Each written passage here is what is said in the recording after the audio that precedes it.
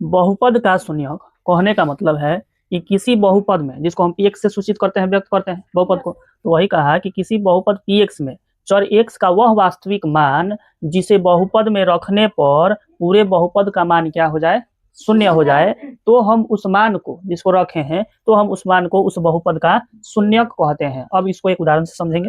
जैसे अच्छा ई पहले देखिए, कहता है कि यदि x बराबर a है, व्यापक रूप में समझाया, a की जगह कोई भी वास्तविक संख्या हो सकता है। यदि x बराबर a है, a रखने पर p a बराबर इतना प्राप्त होता है, मैंने शून्य प्राप्त होता है, तो आप हम कहेंगे कि a जो है वो बहुपद px का क्या है, शून्यक है।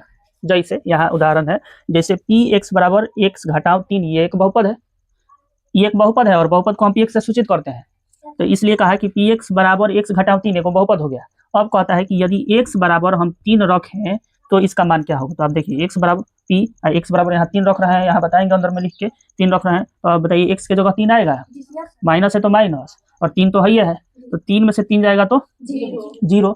इसका मतलब यह हुआ कि इस x का मान हमने 3 रखा तो बहुपद का मान कितना हो गया, शून्य हो गया। इसलिए इस 3 को हम क्या कहेंगे, बहुपद का शून्य कहेंगे। समझ गए, यही बातें हम बताया। चूंकि x बराबर 3 रखने पर बहुपद का मान क्या हो गया, शून्य हो गया, इसलिए 3 को, माने जिसको रखने पर शून्य आया है उसको हम बहुपद का शून्यक कहेंगे। समझ गए। अब इस बहुपद के शून्यक को हम मूल भी कहते हैं, रूट, और हल भी कहते हैं, सॉल्यूशन।